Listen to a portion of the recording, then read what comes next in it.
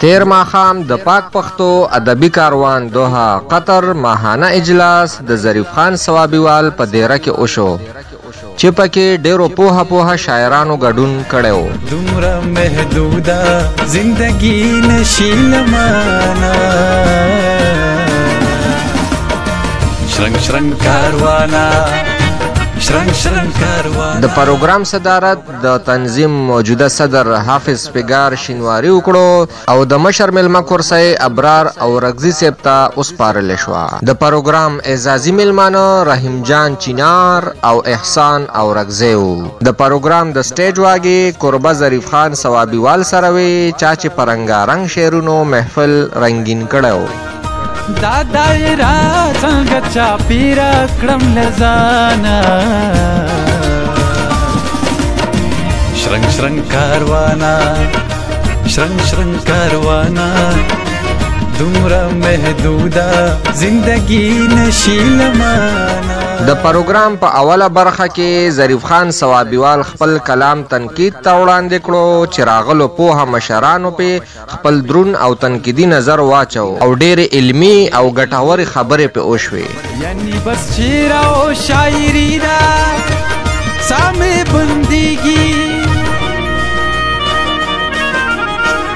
ردیف بازی قافیه ماری دا سامې بندګي هو سامې بندګي. د پروګرام په دویمه برخه کې آزاده مشاعره وشوه او راغلو شاعرانو په خپلو خوندورو کلامونو داد وصول کړو. د موسم د ناڅاپي خرابېدو او د تیز باران په وجه بیا هم پروګرام ته صدر حافظ پیګار شینواری ابرار او رغزی رحیم جان چینار احسان او رغزی کامران خان ظریف خان صوابیوال یاسین اندیخمن عاصم زیب مانیروال ارسلان مانیروال حسن علی هریان عمر خان او حلیم شاه ډوډیروال تشریف راوړو.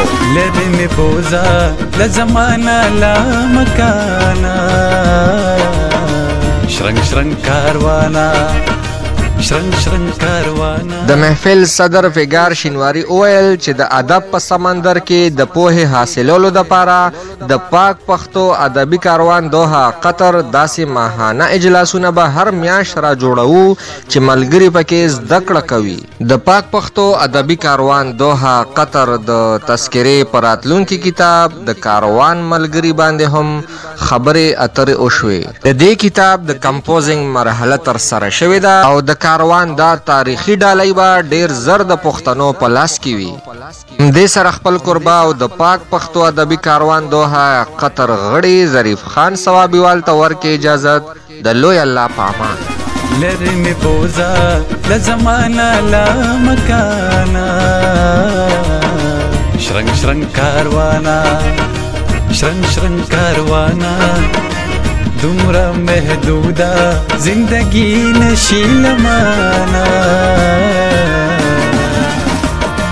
شرنګ شرنګ کاروانا شرنګ شرنګ کاروانا شرنګ شرنګ کاروانا شرنګ شرنګ کاروانا.